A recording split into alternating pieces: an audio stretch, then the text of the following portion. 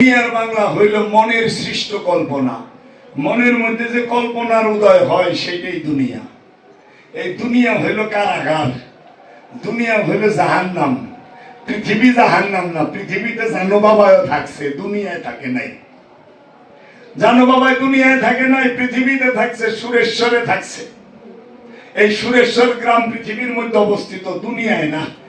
তাহলে দুনিয়ায় কি কোনো গ্রাম আছে? না, দুনিয়ায় কোনো গ্রামের নাম কেউ জানে না, নাই। দুনিয়ায় গ্রাম নাই, দুনিয়ায় পদ্মা নাই, মেঘনা নাই, যমুনা নাই, সমুদ্র নাই, পাহাড় নাই, পর্বত নাই। দুনিয়ার মধ্যে জমিন নাই, বাড়ি নাই, ঘর নাই, পশু পাখি নাই, কিচ্ছু নাই। এগুলো সব থাকে পৃথিবীতে। পৃথিবীতে নদী আছে, পদ্মা আছে, মেঘনা আছে, যমুনা আছে, ব্রহ্মপুত্র আছে। পৃথিবীতে জমিন আছে, গাছপালা, তরুলতা, পশু পাখি সব আছে। পৃথিবীতে মাটি আছে, বালি আছে, পাথর আছে, তেল, কত কিছু আছে। দুনিয়ার মধ্যে তাহলে কি? দুনিয়ার মধ্যে থাকে লোভ, দুনিয়ার মধ্যে হিংসা, দুনিয়ার মধ্যে থাকে অহংকার, দুনিয়ার মধ্যে থাকে ক্রোধ, দুনিয়ার মধ্যে থাকে কাম, দুনিয়ার মধ্যে থাকে মোহ, দুনিয়ার মধ্যে থাকে পরশ্রীকাতরতা। এগুলো হলো দুনিয়ার রাজ্যের নাম, গ্রামের নাম।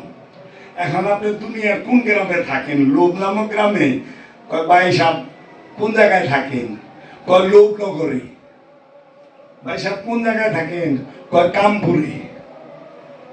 আমরা তো শ্যামপুর যাই, অনেকে কানপুরে জায়গা বুঝছেন।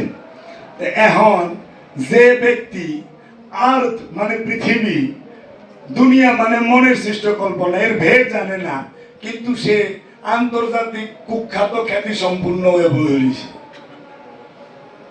উনি আবার বিশ্ব অলি হয়ে বইছে।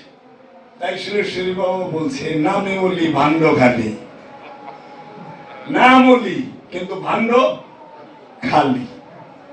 এর লেগে দুনিয়ার মধ্যে জমা করে আর পৃথিবীর মধ্যে বাড়ি করে। পৃথিবীতে জমা করণ যায় না, পৃথিবীতে যা জমা করবেন সেইটা পোলাপানে বাইটা লয়ে যাবেন।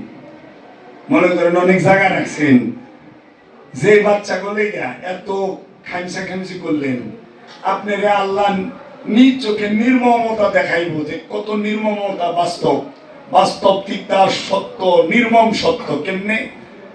যে সন্তানটাকে আপনি অনেক আদর করে পারলেন, নিজের ঘাম ঝরাইয়া উপার্জন করে, মা তার রক্তকে দুধ করে পান করায়া, নিজে ভিজায় শুয়া শুকনায় শোয়াইল, সেই সন্তানটা কি করব?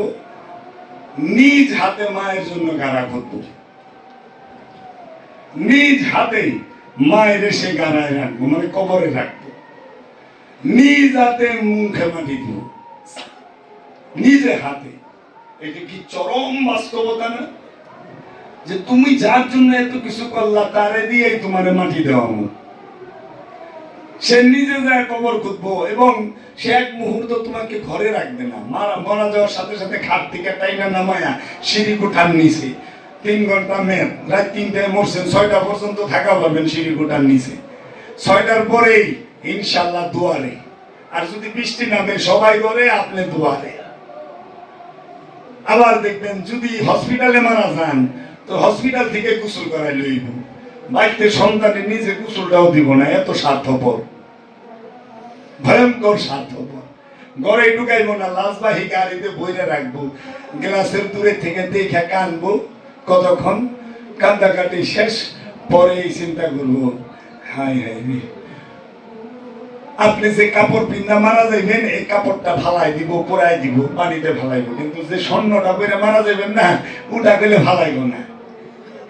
কারণ কাপড় পিনলে আপনার আসর হইতে পারে, ভূত আসতে পারে, কিন্তু স্বর্ণ বলে গেলে ভূত আসে না। ভূত স্বর্ণ চিনে, কাপড় চিনে। চরম বাস্তবতা, এটাই সত্য। যে আপনাকে নিজ হাতে, হিন্দুর ছেলে পিতার মুখে আগুন দিবে, যে সন্তানের জন্য কত কিছু করলো, সেই সন্তানকে দিয়ে আগুন দেয়। আল্লাহ দেখাই দিতেছে, দেখো ছায়া, এটা তোমার ঠিকানা না।